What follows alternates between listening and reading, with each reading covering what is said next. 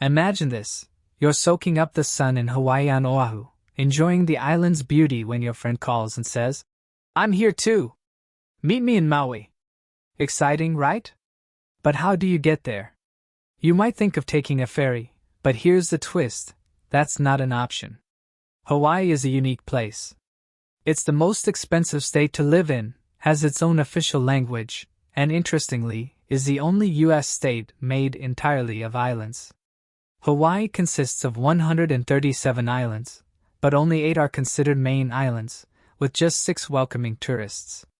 And when it comes to traveling between them, the distances are greater than you'd expect. For instance, the journey from Oahu to the Big Island spans about 185 miles, roughly the same distance as Chicago to Indianapolis. Surprised you can't take a ferry? Well, you're not alone. The only regular ferry service in Hawaii runs between Maui and Lanai. That's it. If you want to hop between islands, your only real option is to fly. This might seem surprising, especially given that tourism is a major driver of Hawaii's economy. In 2024 alone, over 6 million people visited the state's stunning beaches. One would think there'd be a robust ferry system to make island hopping easier, much like what you'd find in Greece. Not only would it make traveling smoother for visitors, but it could also boost tourism and bring more money into the state's economy. But here's the catch: they've tried, and failed, before.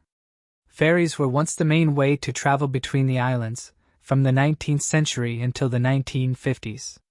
But efforts to revive ferry services have consistently flopped. The most notable failure was the Hawaii Super Ferry, which promised a fast, affordable boat service between the islands. It could carry 900 passengers and their vehicles, but after a trial run in 2007, legal and environmental concerns came to the forefront. Environmentalists feared the impact on marine life, especially whales, and the ferry was shut down in 2009 after numerous protests and setbacks. So why hasn't it worked? There are several reasons why ferry service is practically impossible to set up now. Let's start with the waters themselves. Hawaii's waters are deep and tumultuous. Take the Ala Channel, for example. This 30-mile stretch between Maui and the Big Island is one of the roughest in the world. It's 6,000 feet deep and experiences powerful winds, making it a hazardous stretch for ferries. The entire region faces unpredictable swells and big waves from Pacific storms. This means any ferry system would need to be much bigger and sturdier than the ones in places like Alaska or Washington state, which would make them significantly more expensive and difficult to operate. Marine life also poses a huge challenge. The shallow waters and delicate ecosystems could be damaged by the massive ships needed to navigate such rough seas. What's more, the ferry routes overlap with the migration paths of humpback whales and spinner dolphins. Hawaii's unique ecosystem is fragile, with species arriving over millions of years, and any new introduction, whether plants or animals, can disrupt the environment. Invasive species are already a growing issue, and ferries could unintentionally spread these invaders even more. Another factor? The distances between the islands are vast. A boat trip from Oahu to the Big Island could take 30 hours, without any stops. By plane, the same journey takes just 50 minutes. Long-distance ferries are expensive and would require significant demand to be profitable, but Hawaii doesn't have the infrastructure to support such a service. On the other hand, Hawaii's air travel infrastructure is well established, and flying is the most practical, cost-effective option. Flights are quick, reliable, and affordable, typically costing around $100 for a round-trip ticket.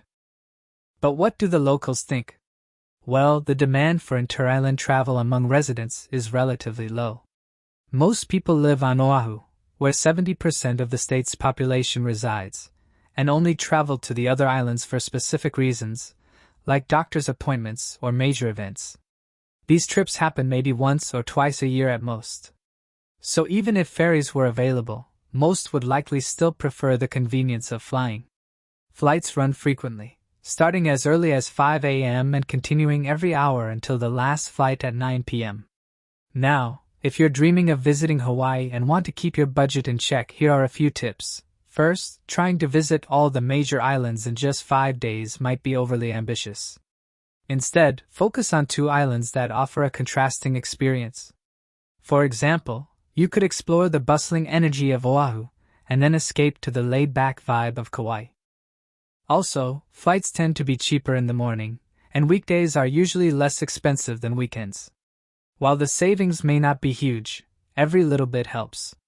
With these tips, you can make the most of your island hopping adventure without breaking the bank. Don't forget to share this video with a friend who's dreaming of exploring the islands. That's all for today. If this video sparked your curiosity, give it a like and share it with your friends. Safe travels!